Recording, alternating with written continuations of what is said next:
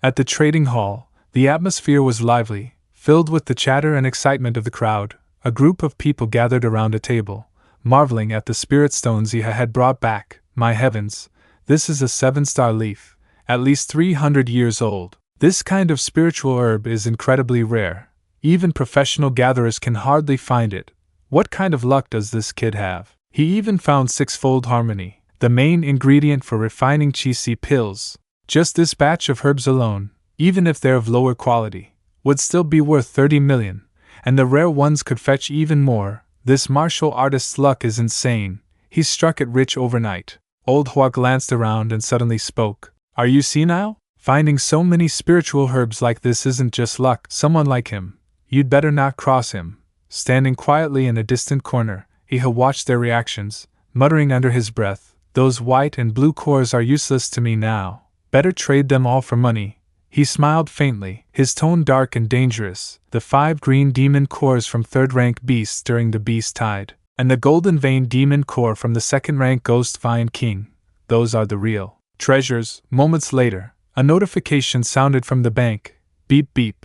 27,507,000 yuan credited. He had casually slipped his hands into his pockets and strolled out of the trading hall, murmuring as he calculated his next move, course done, now I just need to find someone to buy the herbs. Suddenly, a luxury car stopped right in front of him. He looked up, unsure whose car it was. An elderly man stepped out, striding over with a hearty laugh. Hello, Iha. I'm Li Yotian, owner of the Pinghe Apothecary. I heard you've brought back a lot of herbs from Gongshu. I'll buy them for 1% above market price. Iha narrowed his eyes slightly, his lips curling into a faint smirk. He didn't seem particularly interested, but his mind was already working fast. So those old appraisers leaked the news, huh? Doesn't matter, I was looking to sell anyway. Saves me the trouble. He agreed to the sale without hesitation. After completing the transaction, Old Li smiled and added warmly, next time you have spiritual herbs, remember to come to me. Iha watched him walk away, still holding his phone. Beep beep. Another 7,450,064 van was credited to his bank card. Staring at the number that appeared in his account, he muttered to himself, all this money still can't compare to a 10% boost in strength. Personal combat power is the real foundation. Gene medicines and white or blue demon cores on the market are useless to me now. He sighed wearily and complained, my template is even pickier than its owner. High-end things like blood jade fruit or top-tier gene medicines, I don't even qualify to buy them. Then an idea flashed across his face. His eyes lit up. There's another way, he recalled. In the exam I utterly crushed Liu Qingzhu thanks entirely to the template Kuang Ji Di Ma La. But when it comes to martial techniques, I'm far inferior to those trained fighters. What I need now is to obtain some extremely powerful martial arts. With that thought driving him, he has surged forward like a mad horse, shouting, old man, I'm coming to beg for some gold. Scene change. Anqing High School, principal's office. A steaming cup of tea sat on the desk as Iha went straight to the principal's tea table.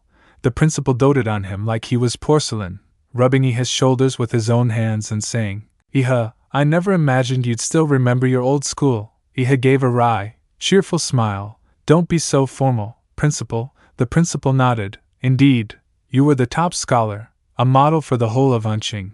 But I suppose this champion has come back for schemes to make more money. Iha then produced a large bottle of ginseng wine, set it before the principal, and said lightly, Sir, this medicinal wine from Pinghe isn't a bribe, merely a small token of respect for a senior. The principal's eyes lit up like headlights the moment he saw the fragrant bottle, and he beamed. Iha, such a good student, you know how to honor your teachers. After accepting the wine, Iha didn't forget to ask, Principal, I want to learn some powerful martial techniques. Do you have any connections? The principal hugged the wine bottle and replied, You haven't even entered university yet. You'll need the help of one of the martial clans. You've already been accepted into Huadu Academy. Why are you in such a rush? Iha looked at the principal, his face filled with determination. Principal, I just want to improve faster. The principal sighed and nodded. All right then, I can help make some introductions. You're a special talent after all. As educators, it's our duty to nurture students according to their potential, not let them wander down dead ends forever. Iha leaned closer and whispered a few words into the principal's ear. Whatever he said made the old man grin from ear to ear. You're absolutely right, Iha. Rules are fixed, but people must adapt. Having teachers who understand that flexibility, that's a blessing for the entire education system. The old man flailed his hands modestly, laughing. Oh, stop flattering me, ha ha ha. The next morning, Iha was in the shower. Water streamed down his muscular body as he answered a phone call. Iha, it's done. You can go now. The principal's voice came through. Thank you, principal. Which martial clan is it? Iha asked, then his eyes widened in surprise. What? The Liu family of Anqing agreed to pass down their secret technique to me? Scene change. Outskirts of Anqing. A man was speeding down the road on a motorcycle, a blonde girl sitting behind him. Her ponytail fluttered wildly in the wind as she clung tightly to his waist. Ingjie, you're driving way too fast. This is scary, she cried out. The man smirked cockily. You think this is scary? Watch this. Just as they were enjoying their adrenaline rush, a familiar voice suddenly called out from behind them. Hey, if you're gonna ride fast, focus. Reckless driving hurts people. The sudden scolding startled the two riders. They turned around, confused, trying to see who it was. The man in front, annoyed at being interrupted, shouted angrily, What the hell's wrong with you, idiot? Scared me half to death. You're riding that rusty old bicycle and still think you can race me? As soon as he finished yelling, he twisted the throttle hard. The motorcycle roared forward like a rocket, leaving Iha and his teasing remark far behind. The couple sped down the wide road, leaving a trail of dust and mocking laughter behind them. Their excited shouts echoed through the air. Appa, you're so cool, so manly. Iha watched them with disdain, irritation flickering in his chest. He squinted, unable to stand that kind of tone. Then suddenly, a powerful surge of energy exploded from his body, making the couple a head jolt in shock, their hearts pounding wildly. Who said bicycles were ordinary? Iha's bike ran on nuclear energy. With one strong pedal, it shot forward like a jet, effortlessly overtaking the two riders. As he flew past, he tossed back a cold remark, Out of my way, pesky flies. In a blur, Iha rocketed ahead, a long streak of dust and energy rippling in his wake. Within seconds he vanished from sight. The couple broke into a cold sweat, trembling. The girl stammered, bicycles are that fast now. The guy's face went pale. That thing's basically an airplane. Less than 5 minutes later, Iha arrived at his destination. He brought his bike to a stop and looked up. Before him stood the grand gate of a sprawling estate, the unmistakable mark of a wealthy martial clan. He stood quietly at the entrance, his eyes thoughtful. So this is a martial clan, he muttered, activating his energy sense to scan the surroundings. Even the force field here has several terrifying auras. At that moment, the great doors opened, and out stepped Liu Qingzhu. She waved lightly and greeted him, her smile warm yet slightly shy. You're here already? Iha smiled teasingly. What's this? Not happy to see me? Qingzhu's face turned crimson as she quickly shook her head. And no, that's not it. Iha leaned in with a mischievous grin. Oh? Then that means you're very happy to see me, right? She ducked her head, flustered, then said softly, Mother told me to come greet you. Let's go. She's waiting inside. Iha followed Qingzhu inside. The moment they stepped through the grand doors of the main hall, he could already feel the overwhelming opulence of the place. Even the doorway alone radiated wealth and power. Qingzhu lifted her head and called out softly, Mother, Iha is here. From the top of the marble staircase descended a woman in elegant high heels, her every step graceful and commanding. She was Qin Lan, the matriarch of the Liu family. Her platinum wavy hair framed a face of mature beauty, her lips full, her charm irresistible. Welcome, Iha, she said, her voice smooth and magnetic. The moment Iha laid eyes on her, his face flushed red, heat rising like steam from a boiling kettle. His thoughts went wild. That figure. She's been hiding all that under wraps this whole time? And then, in the back of his mind, a ridiculous thought surfaced. My lord, I have achieved enlightenment. After her defeat in the tournament, Liu Qingzhu had returned home, standing before the very woman who had always held high expectations for her. The space between them was filled with a heavy silence. Either spoke for a long time. Finally, Qingzhu broke the quiet, her eyes shimmering with guilt and sadness, tears threatening to spill. Mother. But contrary to her fears, her mother merely raised a hand calmly, showing no trace of anger. Qingzhu, there's no need to worry, she said gently. On the large TV screen nearby, footage from the duel played, and Qin Lan spoke plainly. I watched your match against that boy Iha. You did very well. His strength was extraordinary. Even in the Huadu entrance exam, He was considered a dark horse. You have nothing to blame yourself for. Qingzhu was stunned. She hadn't expected her mother to acknowledge her efforts, to show not disappointment, but acceptance. Her hands trembled as she stood there, guilt still weighing on her for being too weak. Then, her mother rose to her feet. Her expression shifted, serious and solemn as she spoke of the Liu family's future. Your younger brother's abilities are limited. He cannot inherit the Liu family in this generation. Only you can bear this responsibility. Qin Lan stepped closer, gently stroking her daughter's beautiful face as her voice softened. But, you are a girl, and born the way you are. Qin Lan continued, her tone calm but her words heavy with truth.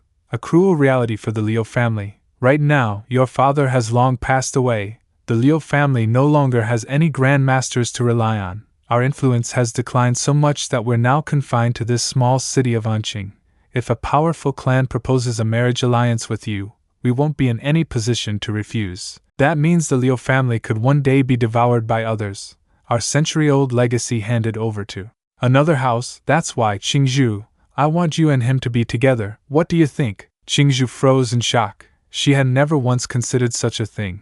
Her cheeks flushed bright red, and her heart pounded wildly. Her mother, however, spoke with composure and clarity, revealing her thoughts about Iha, the very boy who had once been her daughter's opponent. Iha is quite remarkable. Exceptional talent, simple background, and limitless potential. From what I've seen, he's not someone with a malicious heart. You don't need to answer me now. Just spend some time with him. See how things go. Back to the present. Iha was now standing in the grand hall of the Liu family estate, facing Qingzhu's mother, a woman as stunning and regal as a queen. The moment she saw him, Qin Lan walked forward gracefully, her smile warm and welcoming. Welcome to the Liu family. Iha, feeling slightly embarrassed, Iha bowed politely, his tone respectful. Ahem. Hello, ma'am. I brought a small gift for you. Everything seemed perfectly prepared. He had even remembered to bring a present. Clearly, Iha had come not only to learn, but also to make a good impression. Without beating around the bush, Qin Lan looked up and asked directly, I heard from Principal Zhang that you wanted to study some advanced martial arts. Is that right? Iha straightened up, replying obediently, Yes, ma'am. Her mother immediately told her daughter to take Iha along. That sentence took Iha by surprise. He secretly glanced up, thinking to himself, why did she agree so quickly? Then, Madame Liu appeared perfectly composed as she stepped closer to Iha, creating a private atmosphere for the two of them. Qingzhu will take you to the Liu family's martial archive pavilion.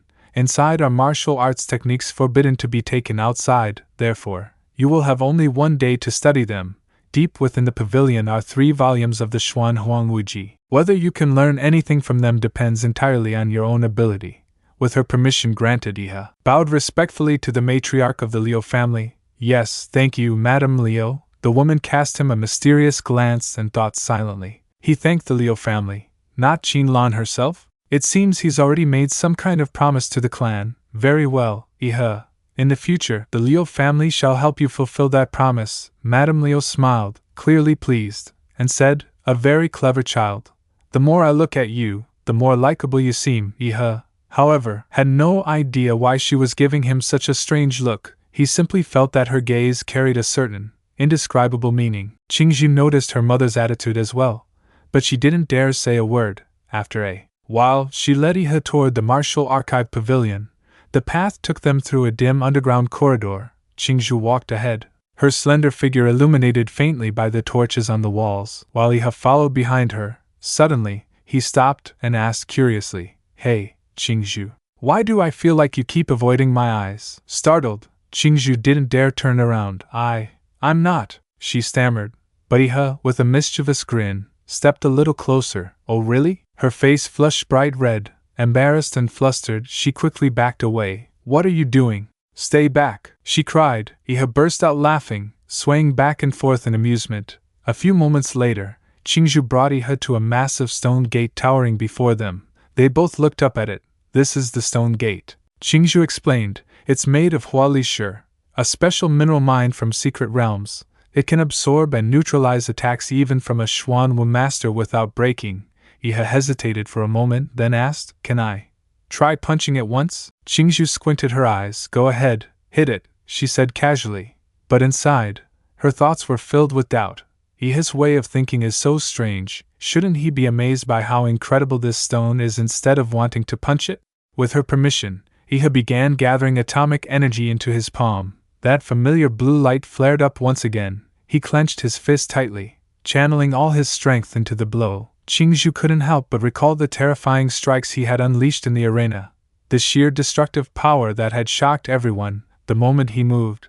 The glowing energy from his technique made her eyes widen. Fearful memories flooded back. She quickly turned away, squeezing her eyes shut, afraid that seeing the scene again would only deepen her fright. By then, the energy had fully converged. He had thrust his fist forward, slamming it into the massive stone gate.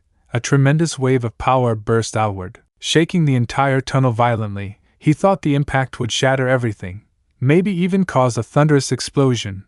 But the instant his punch landed, all the energy vanished. The air went still. Everything fell into an uncanny silence. Suddenly, Liu Qingzhu couldn't hold back her laughter. She covered her mouth, giggling softly, while he stood frozen in confusion, unable to comprehend why nothing had happened. It felt as though his mighty punch had been nothing more than a gentle tap against a wall. Like striking the surface of an ocean, his strength was completely absorbed, leaving no trace behind.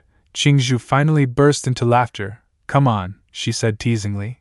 "I'll take you inside. You'll definitely find some fascinating martial arts tonight." She smiled to herself, thinking gleefully, "Heh, looks like even you have moments when you lose." As the heavy stone gate slowly opened, the family matriarch herself activated it, allowing Ihe to enter a vast underground chamber. A secret vault filled with countless scrolls, records, and martial manuals. Qingzhu began introducing the collection. "Here, you'll find body techniques, defensive arts, hardening methods, swordsmanship, and much more." Then she turned to him with a gentle smile and asked, "So, which one do you want to learn?" "It's simple. Just use this personal card to unlock access." He didn't hesitate to ask, "Where is the Xuan Huang Wuji kept?" Qingzhu led him toward an area equipped with a sleek, modern card scanner and replied, "It's stored in the deepest chamber, the inner stone vault. You'll need to scan your access card to get in. But don't expect to comprehend it right away. At best, you might only grasp a fragment of it. Honestly, I don't even think it was a good idea for my mother to grant you access. I could help you pick some techniques more suited to your level instead." He stepped closer, grinning mischievously. "Oh, are you worried about me?" Flustered, Qingzhu turned slightly red, thinking to herself, "I really don't want to talk to this guy anymore." He chuckled lightly. "Ahem, you don't have to worry about me.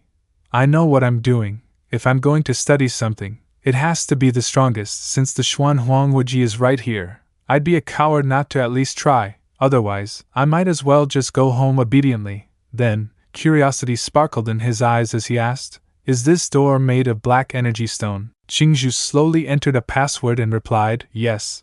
The chamber containing the Xuan Huang Wuji must be protected strictly. This kind of black energy stone is extremely rare, something not easily obtained." She continued, "The Liu family has been collecting this material since my great-grandfather's time. Inside, there are multiple vaults, each heavily reinforced and guarded. On every vault, you'll find an inscription that reads 'Flesh imprisoning the demon.'" Before Iha could speak again, she explained further, "Studying the Xuan Huang Wuji isn't about just reading or observing it. You must feel the intent left behind by its creator, the essence embedded in the martial art itself. If you can't sense that intent, or if your elemental nature conflicts with it, you won't be able to cultivate it at all. The Xuan Huang Wuji is a living art. It doesn't let the martial artist choose it. It's the art that chooses the practitioner." The more Iha listened, the more thrilled he became. A wide grin spread across his face as he declared confidently, "Then it's decided. Flesh imprisoning the demon. I must be the chosen one for this martial art." With a soft mechanical click, one of the flesh-imprisoning demon vaults opened. At that moment, his presence seemed even more intimidating than whatever was locked inside. He stood tall, hands casually tucked into his pockets, eyes gleaming with eager anticipation. But then, his expression suddenly shifted, excitement giving way to unease. Wait a second," he muttered, his voice trembling slightly. "Xuan Huang Wuji isn't a book, it's a statue?" Before him stood a grotesque, mutated demon effigy, its monstrous form perched atop a pile of corpses, one foot pressing down mercilessly on the skulls of those it had slaughtered. The sheer malevolence radiating from it made the air grow heavy, as though even the shadows dared not move. He had found himself falling into a strange dimension, a mysterious secret realm. Behind him stood a massive statue of the Guanyin Buddha, yet its serene face was twisted into that of a demon, alert and tense. He had turned around, muttering cautiously to himself, "So, this is what they call resonating with martial fate. Have I entered the world of martial resonance already?" His mind flashed back to earlier, that shocking moment when he had exclaimed, "Wait, the Xuan Huang martial scripture isn't a book, it's a carved statue?" Liu Qingzhu had calmly stepped forward to explain, "It's not limited to statues, it can also be paintings, artifacts, or even weapons. Anything can become a vessel that holds martial essence. That's the mystical power of a Grand Master." Her tone had turned serious as she added, "Only a Grand Master can condense martial fate and seal it into an object, passing it down to later generations." Then, with a cool, distant expression, she had turned away, saying, "The rest is up to you now." Baffled, he had called after her, "Up to me? Wait, senior sister, you haven't told me how to actually learn this thing." Her eyes, glimmering with a trace of amusement, had met his one last time. The corner of her lips lifted slightly. "Feel the martial essence. If fate is on your side, it will come to you naturally." He had stood there, completely dumbfounded, face blank. Then, sighing in defeat, he had sprawled flat on the ground and muttered, "So, it's about fate, huh? Fine, I'll just sleep on it." Back in the monitoring chamber, Liu Qingzhu watched his every move on the screen. Her fist trembled in frustration as she shouted, "Iha! You really never failed to infuriate me." Returning to the present, Iha lay there in the eerie silence of the realm, mumbling to himself, "So this world of martial resonance, it's like a mental dimension? I don't even have any martial energy here. Not even the Demora prototype's nuclear reaction will activate. It's like I've turned back into an ordinary weakling again." Suddenly, a mechanical voice echoed all around him. "System notice. Host consciousness detected in an anomalous dimension. To prevent host brain death, the system will maintain the stability of the host's spirit form." Iha let out a relieved sigh. "Well, at least the monster prototype system's still alive." Then, out of nowhere, a man appeared, sitting casually on the broken arm of the demonic statue, laughing heartily. "The martial art of this old man," he boomed, "can only be inherited by true men. If not, I'd rather let it rot away in the dirt." Iha froze in shock, eyes widening as he turned sharply toward the voice behind him. From high above, Liu Qinghu looked down with a sly, taunting grin. "Well then, brat," he sneered, "show me that you're a real man." Iha stood frozen, mouth agape, a chill running through his spine. "This man, he looks exactly like that statue," he thought in disbelief. A streak of lightning tore through the sky. Liu Qinghu remained perched proudly on high, his voice booming like thunder. "When the storm comes, and the thunder roars, 100 night demons will rise. Guard this ruined shrine for me, and make sure that this bodhisattva's image isn't defiled by their filth. Succeed, and I'll reluctantly pass down my house-guarding martial art to you. Fail, and your spirit will be torn apart by 100 devils, your mind shattered, forever barred from the martial path. If you're just another weakling, then run while you still can." Water began dripping from the cracked ceiling. Plop, plop. A droplet landed on the tip of Iha's nose. "Rain?" he murmured softly. It seemed the trial had already begun. Liu Qinghu vanished into the shadows as the rain grew heavier, echoing across the ruined temple. Iha gripped his sword tightly, eyes sharp and unwavering. Almost instantly, ghastly figures began to materialize around him, grotesque demons with gaping maws and hollow eyes. They circled closer, snarling and hissing, yet Iha showed no fear. He widened his stance and glared back at them with defiance. As the first wave lunged, he swung his sword, clean, precise, deadly. Each strike cut through the demonic forms, scattering them into black mist. His eyes glowed with a fierce, battle-born light as his blade danced through the storm. A smirk crept onto his face. A trial like this wouldn't throw me in unarmed against 100 demons.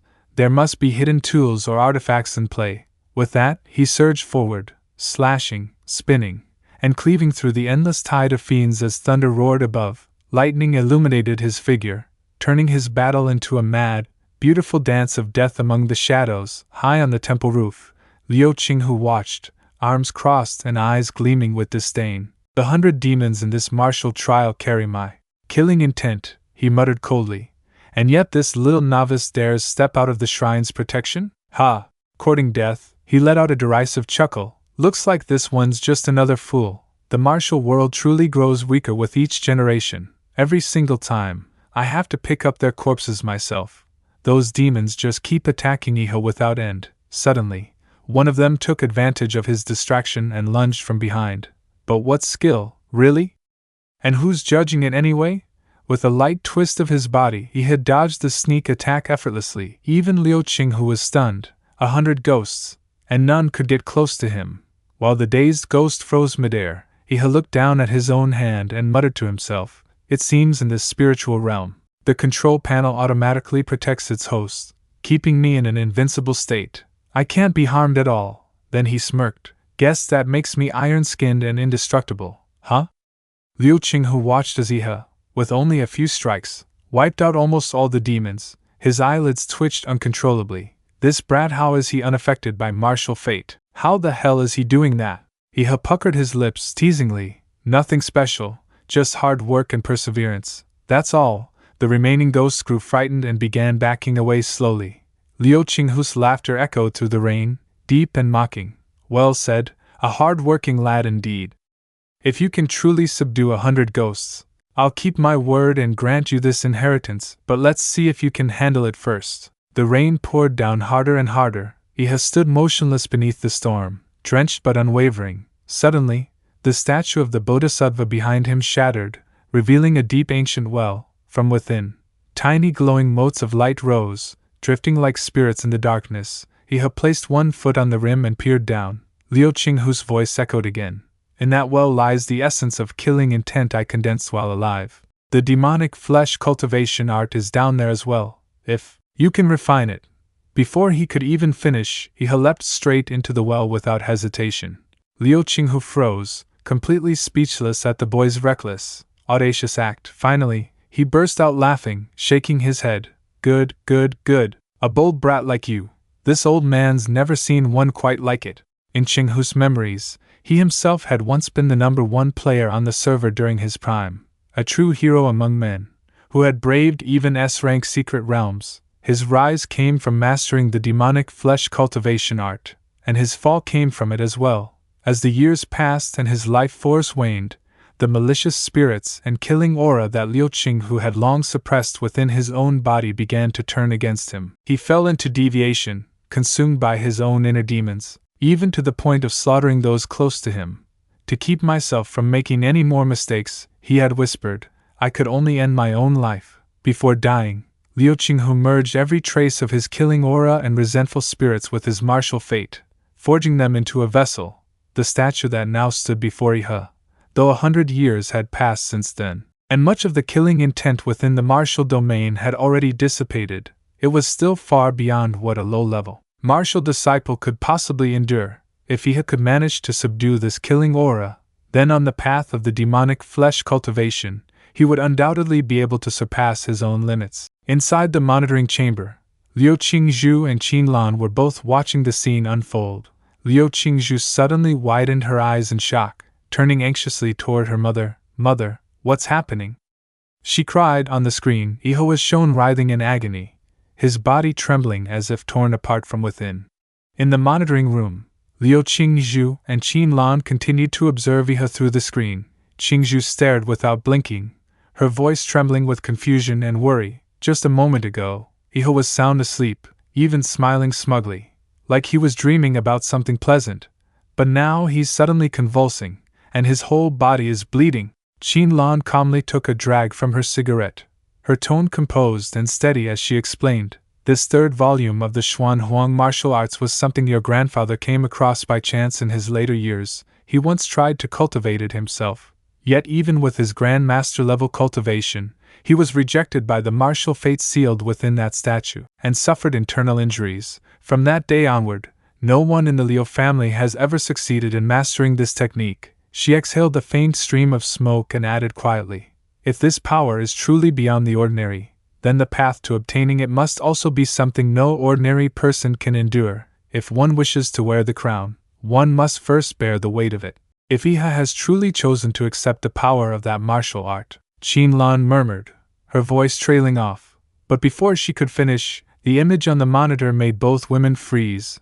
Inside the secret chamber, Iha had already woken up. Not only that, he was stretching and yawning lazily, as if he had just taken the best nap of his life.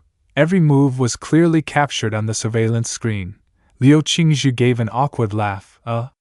Mother, Iha's cultivation doesn't seem nearly as intense as you described. Qinlan was speechless, completely at a loss for words. Back inside the chamber, Iha bowed respectfully toward the statue and said solemnly, "Thank you, Senior, for passing down your art." From within the statue, the true spirit's voice echoed back, "Young one, you are the most gifted disciple I have ever met. Perhaps you will one day uncover the truth behind this hidden realm, something even we, your predecessors, could never accomplish.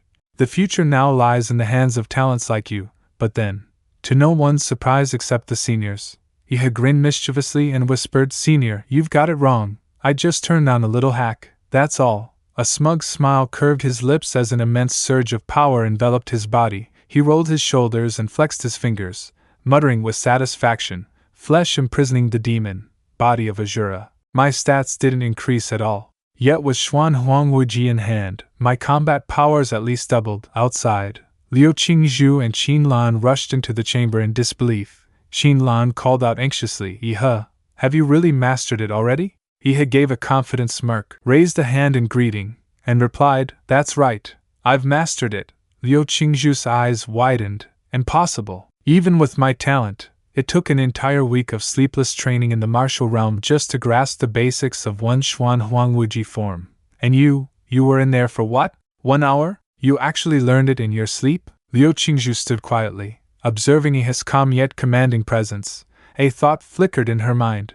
People have always called me a genius, but the true genius is standing right here before me. Iha smirked, confidence radiating from his every gesture. "It seems you two don't believe me, huh? Then let me show you." With a single breath, he tensed his muscles, and in an instant, a massive surge of power erupted from his body, shaking the entire chamber. "This," he explained with a grin, "is the killing aura I comprehended in the martial resonance realm. To put it simply, it's like a demonic buff in a game. It amplifies my martial energy and boosts my attack power severalfold." As he finished speaking, Iha swung his fist. The sheer force of it crackled with lightning, a destructive aura spiraling around his arm. Liu Qingzhu stood frozen, mesmerized.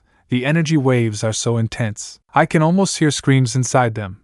So this is the killing aura he spoke of. Qinlan, witnessing the overwhelming power, couldn't help but react. Her eyes shimmered as she pressed a hand flirtatiously to her cheek, exclaiming, "Iha, you're truly..." Iha's expression twitched. "Good grief, madam. Your daughter is right here. Can you please restrain yourself? I don't need the title of the minister who seduced the lady of the house." Trying to defuse the awkwardness, Liu Qingzhu quickly interjected, "Classmate Iha, since you've already mastered one of the Xuan Huangwuji techniques, would you like to learn the remaining 2 as well?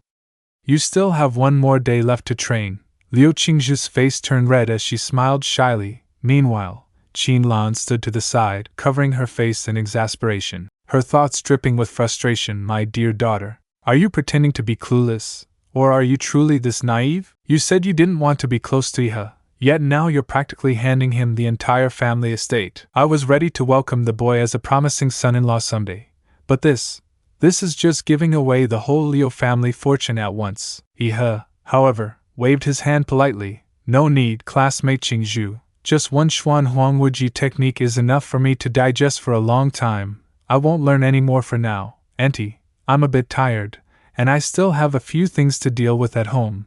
Qinlan nodded in approval, though her eyes still lingered on him with a hint of amusement. "All right then, Qingzhu, take Iha home, will you? I heard from the butler that he came here on a public bicycle. You can pick out a car from the garage and drive him back. It'll be more convenient for him." At the mention of car, a memory flashed in Iha's mind. That street punk on a motorcycle who had mocked him earlier for being poor. He clenched his jaw, recalling it vividly. Motorcycle, huh? Right. I did see a guy riding a really cool one earlier. Looked flashy as hell too. Unable to hide his excitement, he asked with a grin, "Auntie, do you have any motorcycles?" Qinlan laughed lightly. "Oh? Iha likes motorcycles, does he? You're just like my troublesome son, always giving me headaches. Fine then, I'll give you my most precious one." Outside Qinlan's estate, Jia wandered aimlessly, muttering to himself, The butler and Hong said Mom's found another live-in son-in-law again. Ha, let's see who this guy is this time. My sister's a rare beauty. Talented, brilliant, the kind of prodigy you only see once in 100 years in Anqing. Not just anyone deserves her. Then, all of a sudden, he remembered Iha, and his face twisted in anger. That damn brat riding the public bike earlier. Ruined everything. Scared off the girl I just won over. He better pray I don't run into him again. Just as he finished cursing, a motorcycle roared past him, wind whipping against his face. Jeff froze, jaw dropping, eyes bulging in disbelief. Wait a minute, wasn't that the same kid on the bicycle just now? And the motorcycle he was riding, wasn't that Jeff's own bike? That night, Iha finally made it home. He parked the motorcycle outside and quickly started preparing dinner. On the table sat only a bowl of magic cores and a small dish of dipping sauce. The last time he had swallowed the cores raw, they had been utterly tasteless. Grinning smugly, Iha picked up his chopsticks and said to himself, "This time, I'll add a bit of soul sauce for flavor." He grabbed a green-colored magic core, dipped it generously, and tossed it into his mouth. Immediately, the mechanical voice echoed in his mind, system initializing, host, Iha, comprehensive physique. 23.8 Monster sample. Berserk Emperor Mala. Compatibility 21%. Monster sample. Ultra Giant mutation. Compatibility 85%. Distributable attribute points detected. A surge of energy flooded his body. His muscles tightening with power, he sat down, studying the system panel that appeared before his eyes, murmuring to himself, attribute increase confirmed. Points available for distribution. Last time in the Gongshushan secret realm, I used the Ultra Giant mutation sample, about 50 meters tall. Sure, that's huge compared to ordinary beasts, but compared to those mountain-sized spirit beasts in that place, it's still too small. With a determined look, he pressed the virtual panel. Bigger. I want it even bigger. Allocate all points to the giant mutation template. Then, picking up another golden core dripping with sauce, he smirked. Let's add one more, a level 2 demon. Vine core for dessert. His entire body was soon engulfed by a tremendous surge of power, so intense that waves of energy burst outward from him. Shaking the air around, the system panel flashed rapidly before his eyes. Berserk Emperor Mala sample. Absorbing genetic sequence of a special plant-type organism. Unique mutation detected. Would the host like to block the mutation process? His eyes widened in astonishment. Mutation. After a moment, he has steadied himself, rubbing his chin thoughtfully. A mutation means the monster sample's attribute will change. If it turns into a beneficial type, that's great. But if it's a negative one, that's basically a reverse evolution. He hesitated for a few seconds, then smirked. But whatever. Playing it safe never gets you anywhere. If a bicycle can turn into a motorcycle, maybe this'll turn into something even crazier.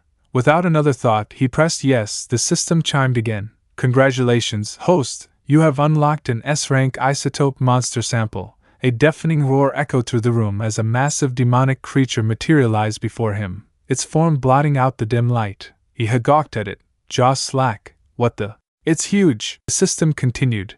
When the Berserk Emperor Mala sample reaches 100% synchronization, there is a 2% probability of class advancement to Stellar Pillar Emperor Mala. The monstrous entity before him looked ferocious, its body pulsing with raw destructive energy. Reading the new notification, Iha broke into a delighted grin, clenching his fist in excitement. Stellar Pillar Emperor Mala. Even the name sounds unstoppable. I've gotta max out this form as fast as possible. Just then, a thunderous explosion erupted outside. The walls trembled. Iha frowned, glancing toward the window. What the hell was that? A terrorist attack? Outside, police and specialized vehicles blared their sirens and shouted warnings, sealing off every entrance and exit so they couldn't get away. Search them. Don't leave a single corner unchecked. Iha could hear the commotion from inside the house. He glanced warily over his shoulder and thought to himself that the original owner's personality was strange. No close friends would come by at this hour. And he hadn't ordered any food or packages, so who could be outside now? A woman appeared and leaped up to Iha's window. It was Yaoime. He shot her a sharp look and asked, "Do you even know who it is, sister?"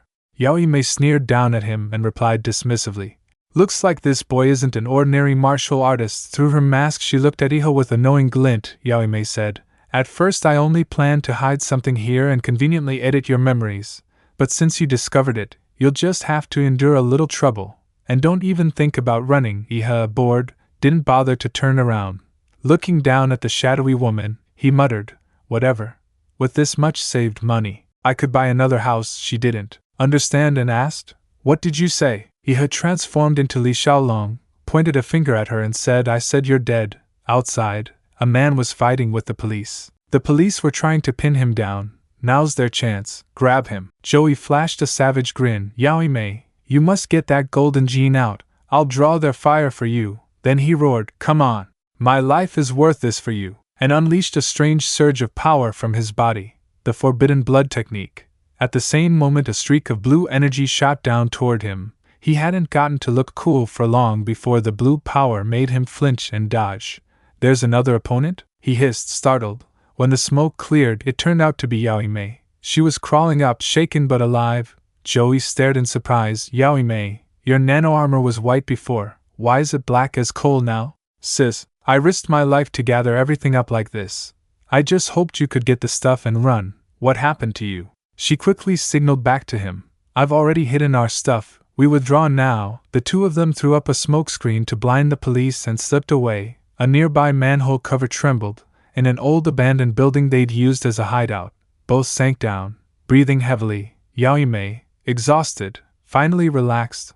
They'd escaped the squad. Joey muttered in admiration. No wonder it's called nano-armor. That collision just now and it recovered so fast. Footsteps approached. A voice taunted playfully, hey beauty, you still haven't explained why you barged into my house uninvited. It was Iha. Appearing like a ghost out of the shadows, he stalked up to them and said with a grin, you must have realized you picked a pretty serious problem. You randomly chose a neighbor. Unlucky for you, you picked this rich guy here. Breaking into someone's home deserves compensation.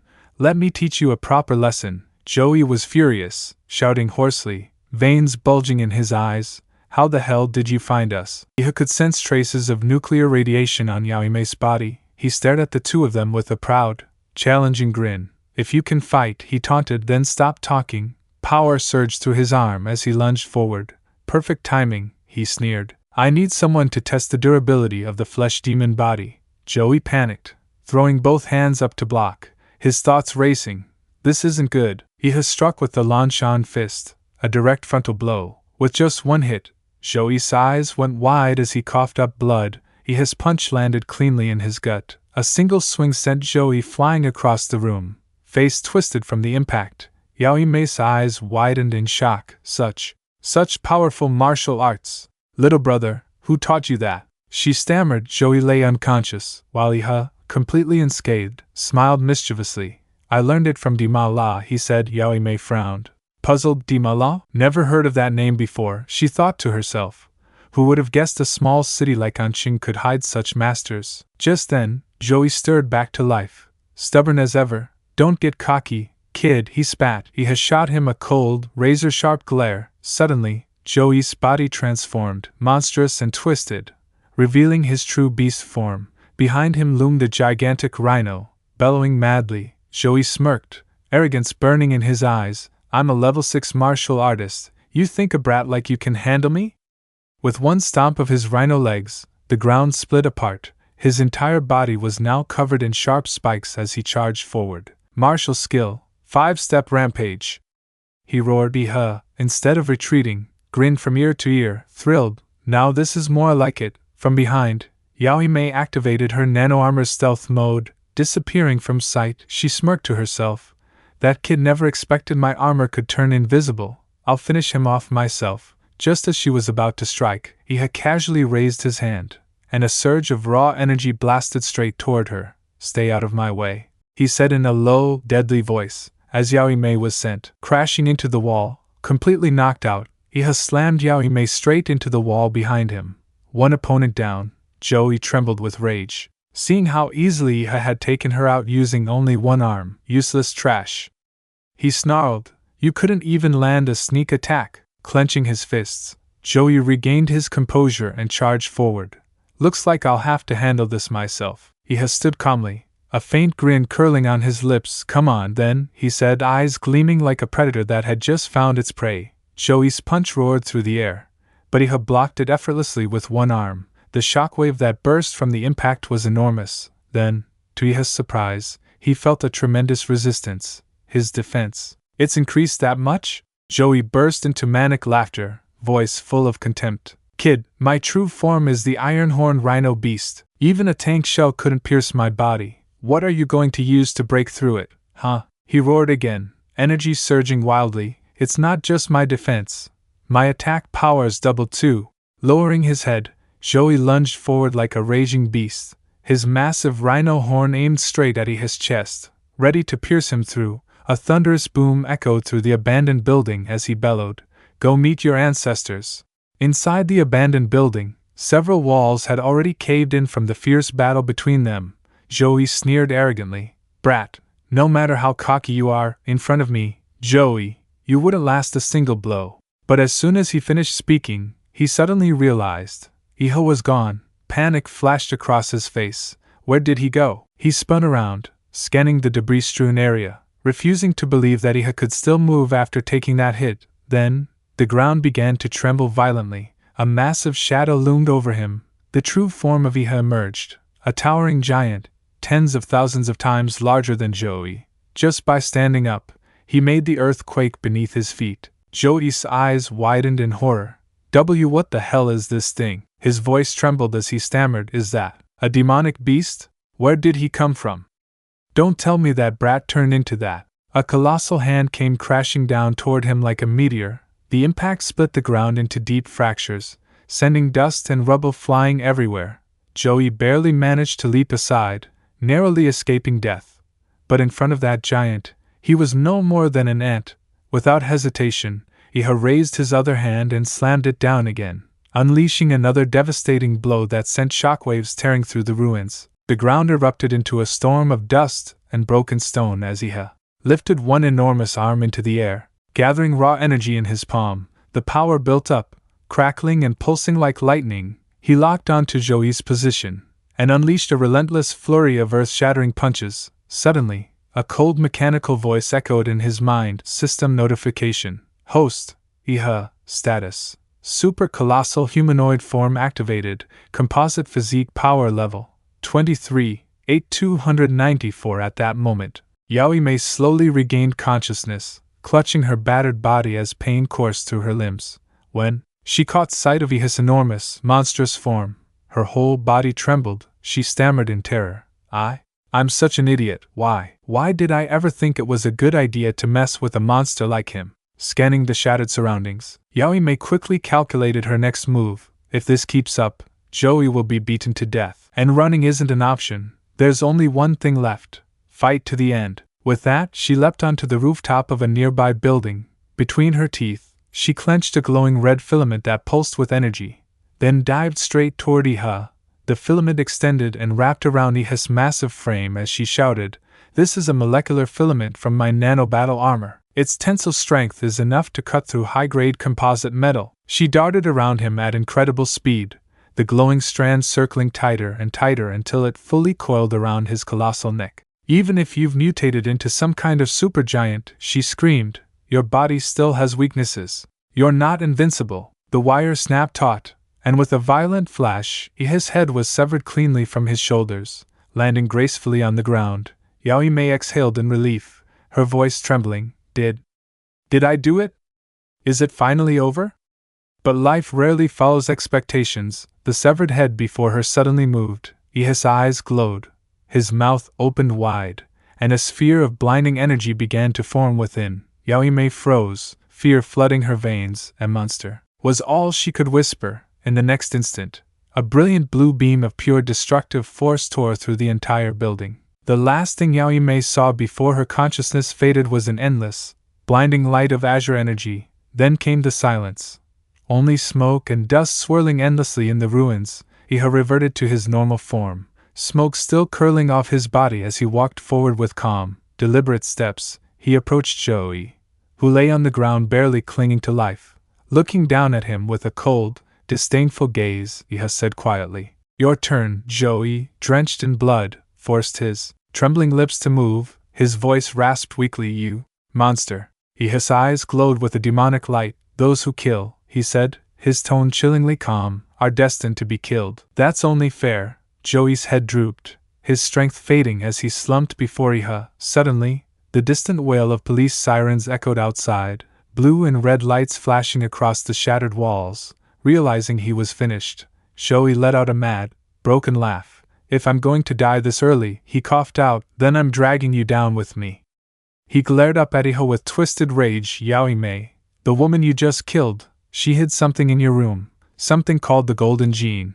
His face contorted grotesquely, his eyes bulging as he screamed, now it belongs to you.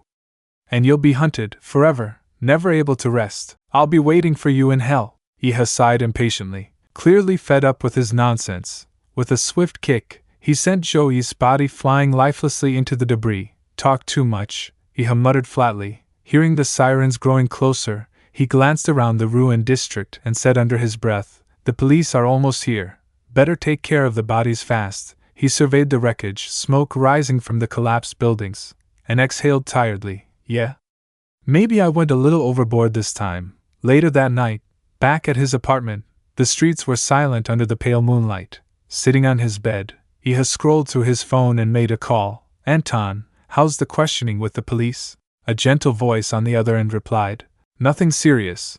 But Iha, things have been unstable lately. You should keep your head down and focus on getting ready for Huadu University. Iha smiled faintly. Don't worry, Anton, you know me. I'm always well behaved. Her voice softened. Good, I'm glad to hear that. The call ended, and silence filled the room once more. He stood up, tossed his phone aside, and let out a long sigh of relief. Good thing I called Anton first, he thought. If I hadn't, the police would definitely trace me down sooner or later. With that nuclear energy blast of mine, I'm basically a walking target. And just as Joey had said, Yaoi Mei really had hidden a genetic capsule in his room. Iha picked it up and examined it carefully.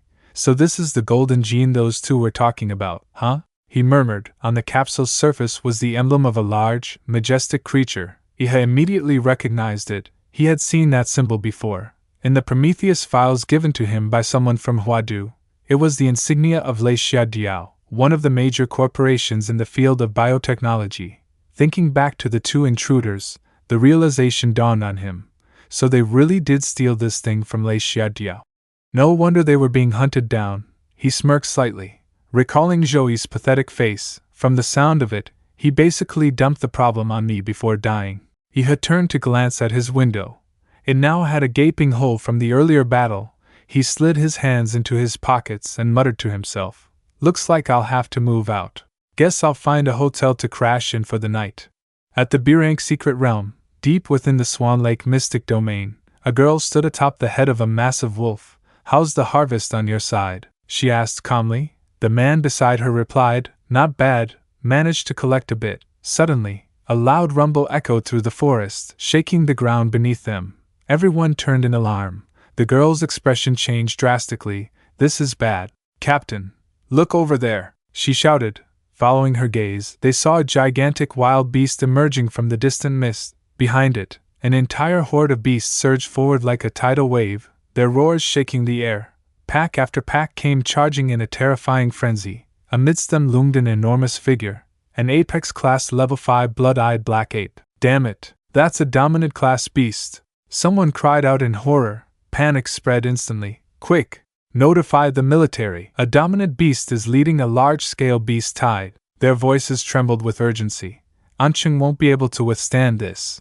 We have to request the intervention of a Grand Master or Great Grand Master immediately. Why would a high-ranked beast leave its own territory? Another shouted in disbelief. They never enter low-rank zones. What the hell is going on? The monstrous ape glared ahead with a face twisted in fury. Its blood-red eyes burned with savage intent, and a massive surge of energy erupted from its body. Boulders shattered and rained down like meteors. The entire region trembled as terrified explorers fled for their lives, shouting into their comms, emergency! The Swan Lake secret realm, dominant class beast sighted. The beast tide is expanding. One man screamed desperately into his communicator, requesting reinforcements. Please! But before he could finish, a massive rock came crashing down, crushing him beneath it. Through the static of his communicator came the mechanical reply, signal received, confirming dominant class incursion. Please respond. Please respond. The blood-eyed black ape reared its massive frame, towering like a living mountain. With a deafening roar that split the sky, it commanded its horde, full assault, attack at maximum speed. A massive black hole appeared in the sky. Inside the city, panic spread like wildfire as the loudspeakers blared an urgent announcement. A large-scale beast tide from the B-rank Swan Lake secret realm near Anqing is about to break through. People trembled in fear. The military forces quickly mobilized. Estimated arrival in 20 minutes. The broadcast continued. All military units have been deployed to the front line to intercept the beast tide. Another announcement followed, louder and more desperate. All martial artists in Anqing. This is an emergency call for reinforcements. I repeat, all martial artists, report for duty immediately. At the train station, chaos erupted. People shouted and pushed, desperate to escape. Please don't push. Maintain order. The officers cried out. A crying child was lifted above the crowd, his sobs piercing through the noise. The next announcement echoed with urgency. The beast tide is approaching. For evacuation, only children and students will be allowed to board the trains. Children are the hope of the future. If Anqing falls, we must ensure that its future survives. Meanwhile, inside the mayor's office, 2 officials sat before a computer screen, faces pale. I told you to request reinforcements from nearby cities, the mayor said gravely. Which cities agreed to send troops? The woman beside him shook her head. Mayor, sir, it's not just Anqing. Large-scale beast tides are appearing all across the country. Most cities are barely protecting themselves. She tapped her iPad, pulling up maps filled with red warning zones. The cities that haven't been attacked yet are all focusing on building defensive fortifications, preparing in case the beast tide spreads to them next. The mayor's expression darkened. What about Huadu? Did they respond? Even a single Grandmaster-level martial artist coming to help could change everything. The room fell silent as the woman looked down, unsure how to answer. The city's emergency sirens continued to wail outside. He leaned back in his chair, his voice low and grave. Guanshan City, next to Madu, has just manifested an S-class secret realm. All martial artists from the imperial capital have been mobilized there to contain its expansion. They have no time to spare for us now. The mayor frowned, his face darkened with worry. There's no more time to wait. The battle to defend Anqing has already begun. We can only rely on ourselves now. Scene shift. So mansion, in the courtyard. 2 figures were sparring fiercely. Thud. A heavy punch landed, the force rippling through the air. The man opposite was blown backward. Staggering to stay upright, he lowered his fist, a faint smile tugging at his lips. Not bad, you actually blocked one of my strikes. Suo Zhou wiped the sweat from his brow, breathing hard. When did you start learning Xuan Huang martial canon? He has stretched lazily. About a month ago. It's acceptable. Then he tilted his head, teasingly added, but you, on the other hand, how come you've regressed so much in just a month? Suo Zhou gave a bitter laugh. It's not that I've gotten weaker. It's that you've become a monster. Suddenly, a distant siren wailed through the sky, echoing across the city. Suo Zhou froze, eyes widening in alarm. Anqing is in trouble. That's the beast tide alarm. From his phone, an emergency broadcast blared. Preparatory university students of Anqing have priority evacuation rights. Students, proceed immediately to Anqing Airport, and board flights B521 or B753, or to Anqing High-Speed Railway Station and take train A42317 for evacuation. Suo Zhou clenched his phone tightly, voice trembling. It's the evacuation alert. Iha looked at him, his tone quiet but sharp. You're not planning to leave, are you? Iha lowered his eyes and replied quietly. So you plan to stay too? With your talent, it'd be better for you to leave. He clenched his fists, then loosened them, smiling brightly as he walked forward. You sure talk a lot. How come I never noticed you were this naggy before? If we're not leaving. He turned his head slightly, grin fading. Then there's only one word left. Fight. Scene shift. Inside the grand mansion, Liu Qingzhu spoke with excitement to her mother. Mother, I want to go and help fight against the beast tide. Qin Lan turned to her daughter and asked calmly, how sure are you that you'll come back alive? She continued, her tone steady but heavy. There are about 30,000 martial artists in the city. Add to that the retired veterans and volunteers, and we can muster maybe 50,000 in total, but that many people against a beast tide. She sighed deeply. It's like a small boat facing a tsunami. Once it hits, they'll all be buried in the sea of monsters. Her brows furrowed as she fixed her gaze on Liu Qingzhu, and that apex beast. It's not something Anqing can handle. Only a grandmaster-level martial artist can barely stand against it. Qingzhu, your life isn't just yours. It belongs to the entire family. Liu Qingzhu fell silent. After a moment, she turned away. If a family of martial artists can't even stand against a monster, she said softly, then maybe it has no right to exist at all. With that, she walked out, and the door slammed shut behind her. Qin Lan lit a cigarette, exhaled slowly, and said to the woman standing behind her, Aunt Hong, we're leaving Anqing. Aunt Hong hesitated. And that boy, Iha, what about him? Qin Lan narrowed her eyes slightly. Her voice flat. Send him a message. Let him decide for himself. Scene shift. Inside the Swan Lake secret realm, crowds of people had gathered densely across the area, the air buzzing with anxious chatter. Oldchin, someone called out, you're already 60 years old. What are you doing here joining the fight? Shouldn't you be taking your granddaughter and getting out of here? The old man laughed heartily. If that old tumor Zhang can still come here, he retorted, then why can't I? My arms and legs are still working just fine. Behind him, Zhang Hua hobbled along on a crutch and chuckled. Who would have thought, after 30 years, we'd be standing together again on the same front line, fighting another beast tide. Old Chen planted his sword firmly in the ground, standing tall and proud. That's right, he said, 30 years. And that leg of yours? You lost it in that last beast tide, didn't you? He turned his head slightly and grinned. So, Zhang, once we fend off this beast tide, are you still planning to go live with your son? He's in that prosperous golden capital, right? You're a country man. Won't they laugh at you? Old Zhang smiled faintly, shaking his head. No, I'm not going anywhere. I'll stay here, in Anqing. I'll keep playing chess with that lousy opponent of mine. You. He gazed out toward the horizon where dark clouds were gathering. I was born in this city, he said quietly. And I'll die here too. Then, everyone charged forward together. At the entrance to the Swan Lake secret realm, hundreds of cannons were lined up in rows. Everything had been carefully prepared. Urgent commands echoed one after another. We are the last line of defense for Anqing. Guard this place strictly. Don't let a single beast break into the city. A chorus of voices replied in unison, Yes, sir.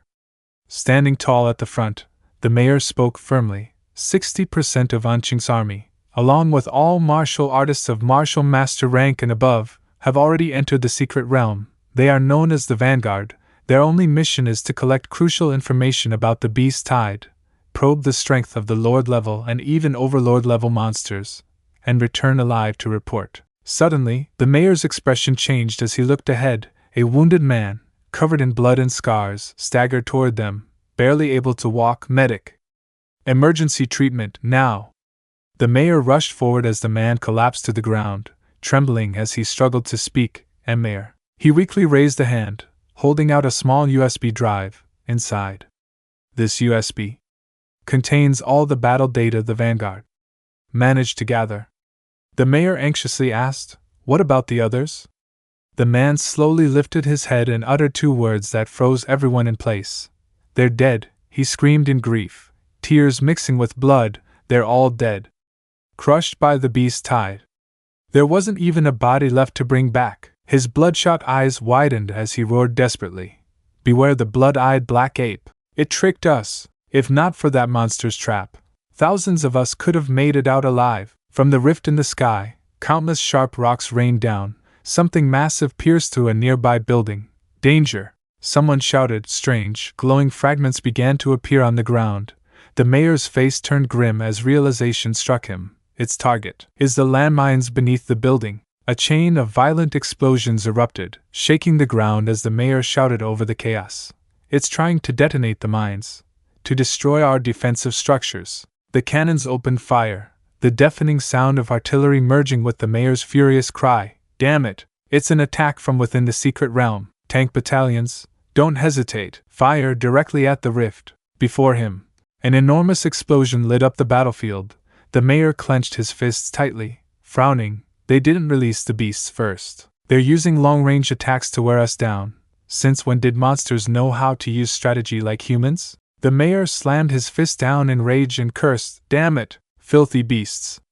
From the black rift above, another shower of boulders came crashing down. Second wave incoming. Someone shouted this time. The number of stone spikes had increased drastically. A massive war machine rolled forward while a few soldiers advanced cautiously, weapons raised. Then, a hulking beast emerged from the shadows, enemy sighted. Prepare for, before the soldier could finish. His head was torn clean off in an instant. More and more monsters poured out after it. The soldiers fired desperately, trying to hold them back amid the chaos. The mayor thrust out his arm, shouting over the explosions, "Those boulders! They're being used as launch pods for the beasts. They're riding the stone pillars to break through the rift, dropping straight into our rear line to destroy everything.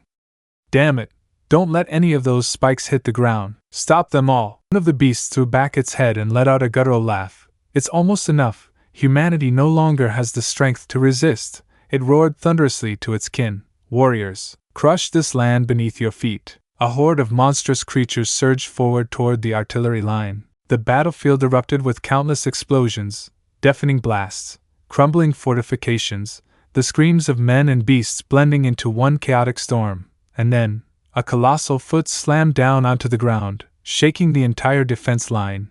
He has slipped his hands into his pockets and said calmly, "After today, I wonder what'll be left of Anqing." He looked down at the burning city below and continued, "Even though I've only been in this world for a few months, I've already grown attached to Anqing. I can't let those damn beasts destroy the peace I worked so hard to find. That's why I have to." In a flash, Iha leapt from the rooftop. As he descended, a gleaming battle suit unfolded around his body, armor locking into place with mechanical precision. His eyes lit up as he shouted with fierce excitement, "Let the slaughter begin." Explosions echoed in the distance, thick columns of smoke rising from several parts of the city. Elsewhere, a young man shouted in admiration to his comrade, "Incredible, man! You've already taken down 5 of those monsters." The one being praised smirked proudly. "Ah, you flatter me, you flatter me." Tai Shaolin crushed the skull of a fallen beast beneath her boot and sneered, "Killing a few low-tier monsters and you're already bragging? Lushuan, for someone called the #1 student of Anqing Third High, you're really overhyped." Lushuan clenched his fists in anger. "Tai Shaolin, you!"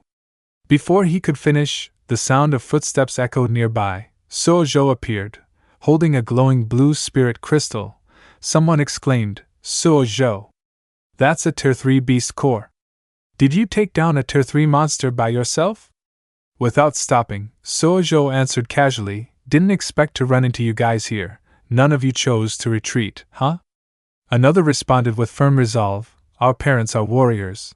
They're out there fighting the beast tide right now, as their children. How could we run away and leave them behind?" Suddenly, La Xuan's expression changed. He pointed upward and shouted, "Watch out, behind us." A massive tank came roaring toward them from the smoke, charging at full speed.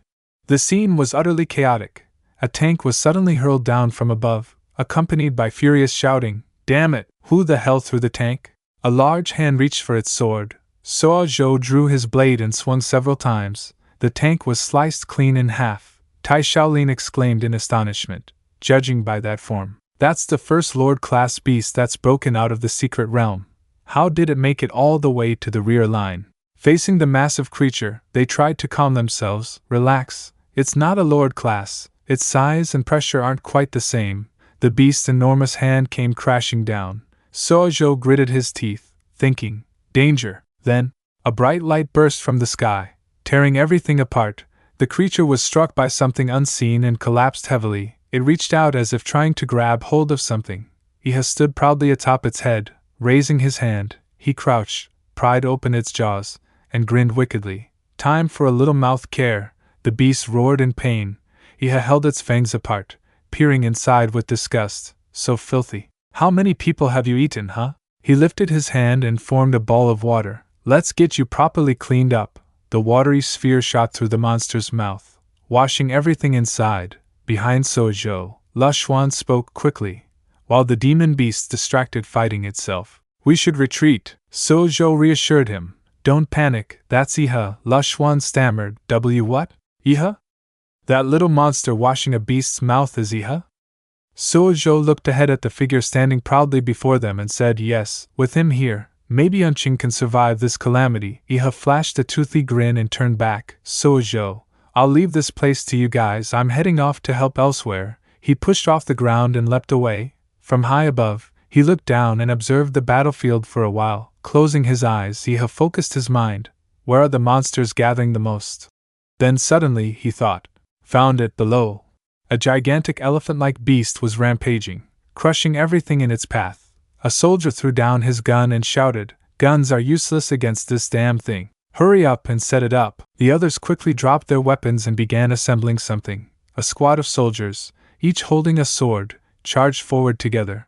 But shockingly, they were all impaled by the sharp spikes on the creature's tusks. Every step the beast took crushed countless lives beneath its feet. Nearby, frightened soldiers shouted, Captain, retreat. We can't hold this position. We're just ordinary soldiers.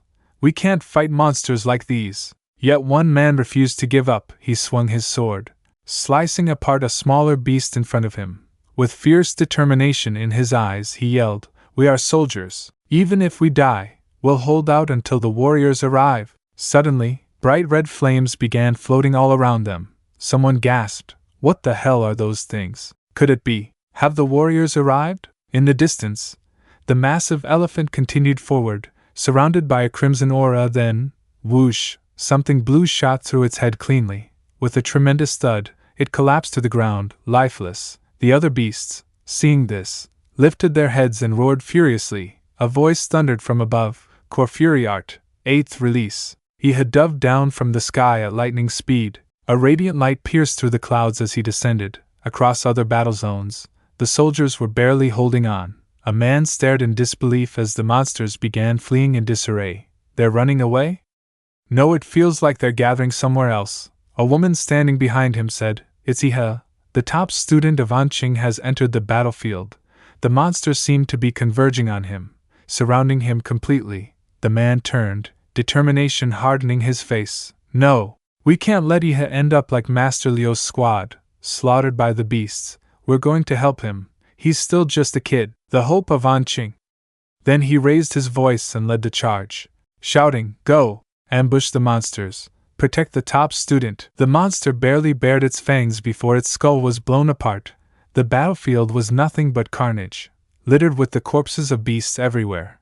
A powerful beam of light shot straight down, tearing apart the land around it. The man with spiked hair shouted immediately, be careful. A Lord-rank beast has locked onto Iha. Protect him. Everyone fought with everything they had. Damn it, you want to kill the top scholar of Anqing? You'll have to step over my corpse first. Another soldier roared, kill them. We're saved. The city shook with explosions. Cheers and cries of defiance echoed through the air. Humans will prevail. You filthy beasts, go back to hell where you belong. Hold the line. Our top scholar will be here any moment. No need to wait for him. Someone else bellowed, if you see our stronghold falling, drive every last monster out. Don't let a single one escape. Are you old men going to let a high school student outshine you? Don't give the youngsters a reason to mock us. Then, from the dust, a monster shaped like a colossal dinosaur emerged, its eyes glowing with a terrifying light. It charged headfirst into the defensive wall before it. That wall, the earth-veined divine barrier, stood firm in the heart of the city. The mayor hovered high above, raising his hands as he began to chant an incantation. This earth-veined divine barrier can only contain part of the horde, he declared solemnly. To end this beast tide once and for all, the overlord must be destroyed. Yet even the divine wall couldn't stop some monsters from slipping through its limits. A grotesque beast covered in thick fur took to the skies with a savage roar. The mayor said nothing more. He brought his hands together, forming a sacred seal. A blinding golden light burst from it. Against the beast's enormous, towering frame, the disparity in size was overwhelming. He glanced behind him, out of the frying pan, into the fire. He muttered grimly. Before his eyes now stood another monster, far more terrifying, far more immense than the last. The mayor's face grew cold and resolute, showing not the slightest hint of fear as he muttered to himself, Qingshan Jue, a Lingzhu Wangzhong, rank 4. Suddenly, realization struck him. So, it's the mount of the Xuetong He Yuan. The Chizhua of the Baju has finally made its move. Seems that damned monkey couldn't stay still any longer. With that thought, the mayor lightly descended onto the Dimaishinqiang. He infused it with his energy, causing the ground to quake violently. Shushan Shurhaishio. The tremendous tremors distorted the very space around them, warping reality itself. Countless glowing eyes appeared across the creature's massive body. It was shaped like a centipede, crawling slowly upward toward the brilliant vortex the mayor had summoned. As he rose into the air, the mayor asked calmly, "Do you know why I chose to use an Earth-type technique? The one you understand best?" The creature trembled. It already seemed to know its fate. Brilliant streams of liquid-like energy flowed toward the mayor, surrounding him completely. He continued, "It's precisely because it lets me get close to you, Xuan Huangwuji." The centipede-like monster had nowhere left to escape. The mayor's next words came out like a divine verdict. "Dianshan Jing." The gigantic beast was struck down with a deafening crash, howling in agony. Every window in the nearby buildings shattered under the force of the roar, and countless shards of glass whirled through the air. Even the earth below groaned and cracked in anger. The monster's wails tore through the ruins. Anqing was no longer the city it once was. The mayor exhaled slowly, his heart finally easing.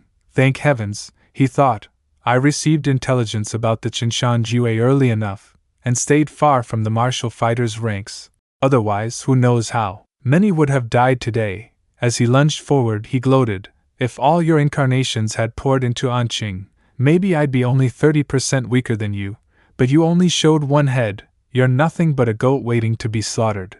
From behind the mayor, more than a dozen arms burst forth. The monster loomed like a cliff, using its enormous size as an advantage. Its countless eyes tracked the mayor's every micro-movement. He threaded his extra arms between the beast's spikes and began to climb, the creature's back rising like a soaring mountain. Exhausted, the mayor finally floated up for a better view. No wonder this was a sovereign of the earth attribute. It could even sprout stone maces from its own body still, eh? Savage, I watched him silently from the shadows. The mayor recognized the ambush at once. The Xuetong Heiyuan thrust out a titanic arm and seized the mayor like a plaything, its voice dripped with murderous intent. "Tiny human, what are you doing to my mount?" In that instant the mayor's face flickered with remorse and shock. The Xuetong Heiyuan had been hiding inside the stone mace all along, its eyes flared wide and unearthly. And it snarled, "Now I'll crush your skull, and let you see how small humanity is before me." With that, it hurled the mayor to the ground, the impact detonating with a thunderous crash.